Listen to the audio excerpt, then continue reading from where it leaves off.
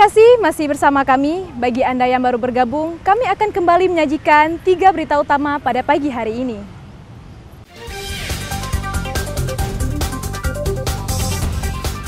Jembatan Rangka Baja penghubung 2 desa di Nagan Raya ambruk akibat diterjang arus sungai.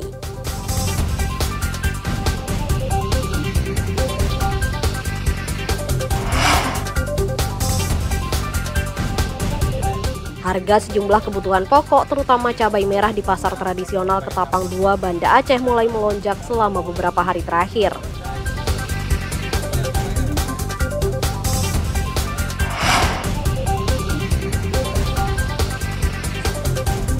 Sejumlah murid sekolah dasar di Kecamatan Baitusalam, Aceh Besar dilatih berwirausaha sejak dini guna menumbuhkan kemandirian.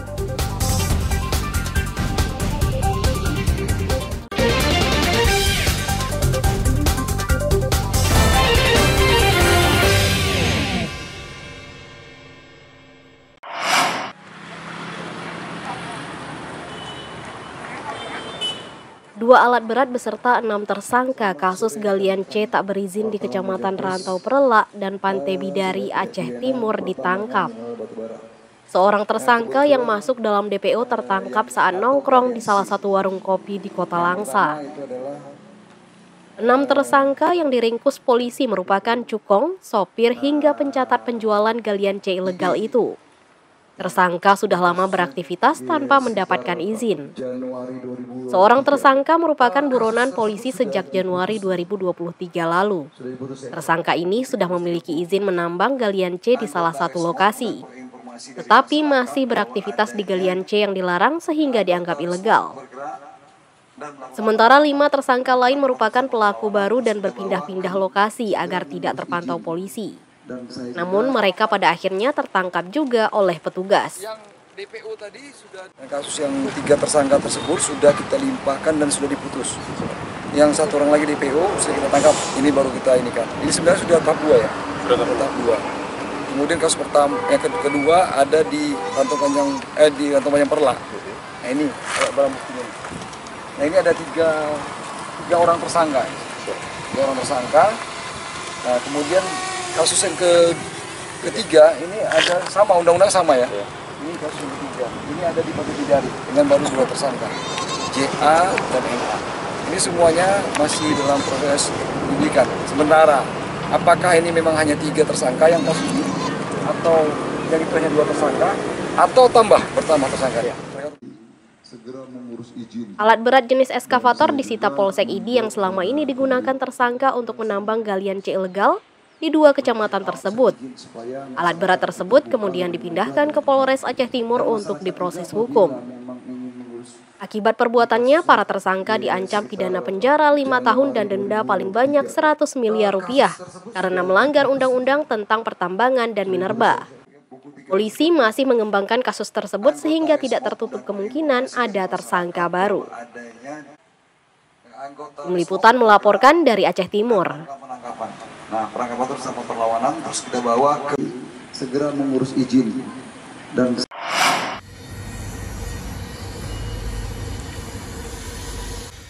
sejumlah pemuda dilatih berbagai keterampilan guna menghadapi dunia kerja.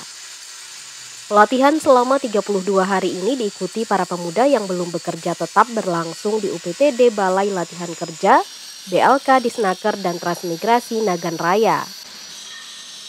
Para pemuda ini tekun menyelesaikan tugas latihan kerja yang dipelajarinya hingga sebulan ke depan.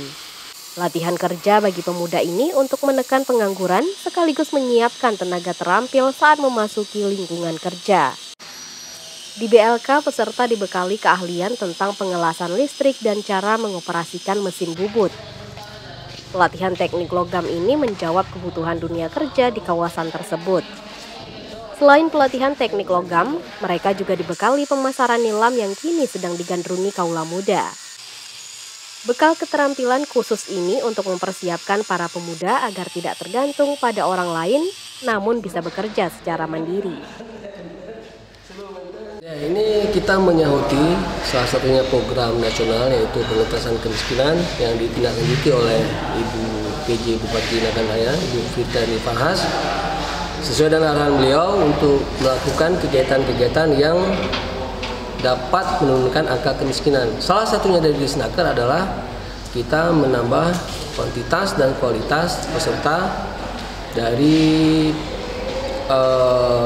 pelatihan yang kita laksanakan pada hari ini. Untuk saat ini kita sudah melakukan penandatanganan 20 PKS dan perusahaan besar. Para peserta cukup senang bisa mengikuti pelatihan karena bisa menjadi bekal dalam mencari pekerjaan. Pelatihan kerja memudahkan mendapatkan pekerjaan atau membuka usaha sendiri. Saya ingin mendapatkan pekerjaan supaya ingin mengurangkan perekonomian keluarga kami. Supaya kedepannya makin bisa membantu keluarga, perekonomian, dan bisa membanggakan kedua orang tua. Terima kasih kepada Ibu PJ Bupati Nagan Raya Fitriani Farkas yang telah membangun program ini. Fungsi saya pribadi untuk mengikuti pelatihan BLK ini yaitu terutama untuk menambah keahlian saya di bidang pengelasan listrik dan pastinya untuk mendapatkan pekerjaan, di mana kita tahu di tahun ke depan ini memang memerlukan banyak sekali tenaga kerja, apalagi di kawasan Nagan Raya ini. PLTU Nagan Raya yang memang lagi ada juga pembangunan yang mungkin memang membutuhkan tenaga kerja terkhusus untuk di bidang pengelasan listrik, dan saya juga berharap saya mungkin ke depannya saya bisa bekerja di PLTU tersebut. Pemerintah Nagan Raya telah menandatangani perjanjian kerjasama dengan 20 perusahaan sawit dan 2 perusahaan PLTU. Lulusan pelatihan BLK diharapkan dapat ditampung di perusahaan tersebut. Basriadi melaporkan dari Nagan Raya.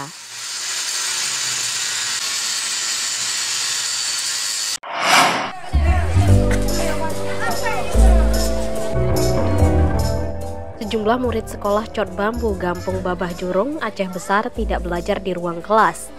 Mereka diajak berlatih berjualan dan melayani pembeli sebagai pelajaran wirausaha sejak dini. Suasana di sekolah dasar negeri Cot Bambu hari itu berbeda dari biasanya. Mereka yang biasanya harus belajar di dalam kelas, tapi hari itu harus melayani pembeli yang datang ke lapak dagang mereka. Untuk menarik pembeli, murid tersebut memakai pakaian layaknya pedagang profesional.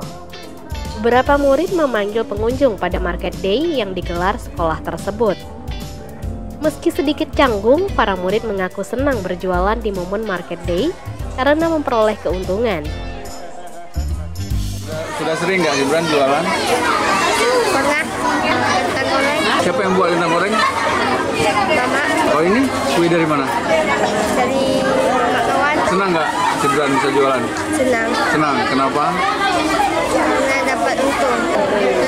Oh, untung 200. Dagangan yang dijajakan murid SD ini sebagian merupakan kue buatan sendiri. Selain memotivasi mereka dalam belajar, kegiatan ini merupakan upaya sekolah menumbuhkan minat kewirausahaan sejak dini kepada murid. Ini menjadi inspirasi juga untuk wali murid, untuk kami, para guru, dan untuk anak kami supaya menjadi yang lebih bagus lagi. Kami cuma menyediakan tempat aja, anak-anak melalui orang tuanya melapor apa yang mereka buat. Kami menentukan aja berapa porsi gitu, biar jangan bertumpuk kan, sayang juga karena semua anak-anak harus dapat jualan semua. Para guru yang turun mendampingi muridnya melayani pembeli. Murid juga diingatkan agar mencatat barang yang terjual. Tim Liputan melaporkan dari Aceh Besar.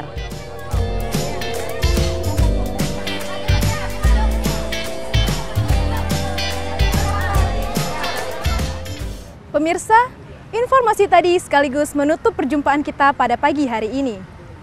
Saya Resti Amelia dan seluruh tim redaksi yang bertugas pamit undur diri. Selamat beraktivitas dan sampai jumpa. Wassalamualaikum warahmatullahi wabarakatuh.